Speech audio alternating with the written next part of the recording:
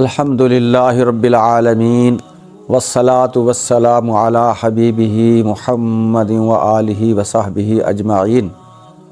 فاعوذ باللہ من الشیطان الرجیم بسم اللہ الرحمن الرحیم افمن شرح اللہ صدرہ للاسلام فہو علی نور من ربہ فویل للقاسیۃ قلوبہم من ذکر اللہ اولئک فی ضلال مبین صدق اللہ العظیم۔ اللہم صلی علی سیدنا محمد النبی الامی وآلہ وصحبہ وبارک وسلم۔ محترم ناظرین و سامعین، یہ جو آیہ کریمہ میں نے آپ کے سامنے تلاوت کی ہے، اللہ تبارک و تعالی ارشاد فرما رہے ہیں، بھلا جس شخص کے سینے کو ہم نے اسلام کے لیے کھول دیا ہے، فَهُوَ عَلَى نُورٍ مِّن رَبِّهِ، وہ اپنے پروردگار کی طرف سے ہدایت پر ہے، روشنی کی طرف ہے، نور کی طرف ہے۔ یعنی کہ وہ بہت ہی خوش قسمت شخص ہے جس کو اسلام کے مفاہیم سمجھ آنا شروع ہو جائیں۔ یہ اللہ تعالیٰ کی عطا ہے، جسے اسلام پسند ہو، جسے اللہ کا قرآن پسند ہو، جو اللہ کے محبوب کو حبیب جانے، جو آپ کے ارشادات پر عمل کرتا ہو۔ فرمایا کہ جس کا اوڑھنا بچھونا، جس کی پسند و ناپسند ہمارے مطابق ہو، وہ دراصل ہماری طرف سے ہے، ہماری پسند ہے۔ فَهُوَ عَلَى نُورٍ مِّن رَبِّ، وہ اپنی پروردگار کی طرف سے روشنی کی طرف ہے، روشنی کی طرف ہے، نور کی طرف ہے۔ فرمایا یہ نور اور روشنی تو انہی کے دلوں میں ہوگی جو اپنے پروردگار کو یاد کرتے ہیں، اس کی رضا جوئی کے لیے اس کا ذکر کرتے ہیں، اس کا عرفان حاصل کرتے ہیں، اس کی خوشنودی کے حصول کے لیے نیک اعمال کرتے ہیں۔ اور فرمایا جو لوگ جن کے دل سخت ہو چکے ہیں، جو اللہ کی یاد سے غافل ہو کر زندگی بسر کرتے ہیں، ان پر نہایت افسوس ہے۔ فَوَيْلٌ لِّلْقَاسِيَةِ قُلُوبُهُم مِّن ذِكْرِ اللَّهِ، یہ نہایت افسوس ہے ان لوگوں پر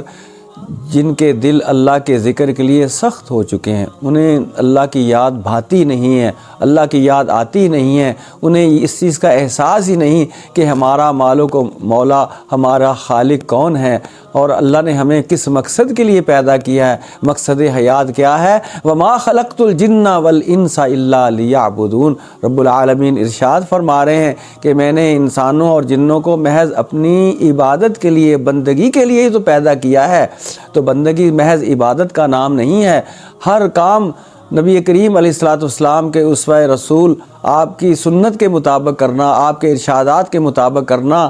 یہی تو وہ ذکر ہے، یہی تو وہ حکم ہے جس کو بجا لانے کا نام بندگی ہے، جس کی ادائیگی کا نام بندگی ہے۔ ناظرین و سامعین،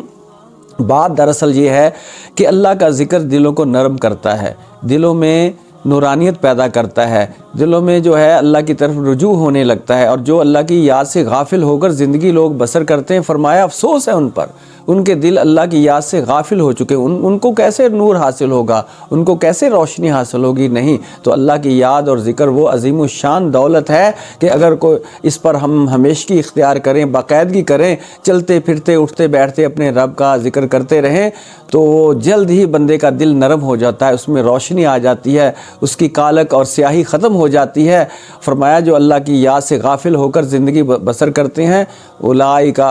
فی ضلال مبین، یہ بہت بڑی گمراہی میں مبتلا ہیں یہ لوگ۔ تو دیکھیں کہ جو اللہ کی یاد سے ہٹ کر، اللہ کے دین سے ہٹ کر زندگی گزارتے ہیں، اسلام کی عظمت سے ناآشنا ہیں، ان کا انجام کیا ہے۔ اور جن کو اسلام کے مفاہیم اور اسلام کا ادراک ہو چکا ہے، اسلامی احکامات کا، آج ہم اسلام کے نظام سے دور ہیں، اسلام کے جو ہے احکامات سے دور ہو کر زندگی بسر کرتے ہیں،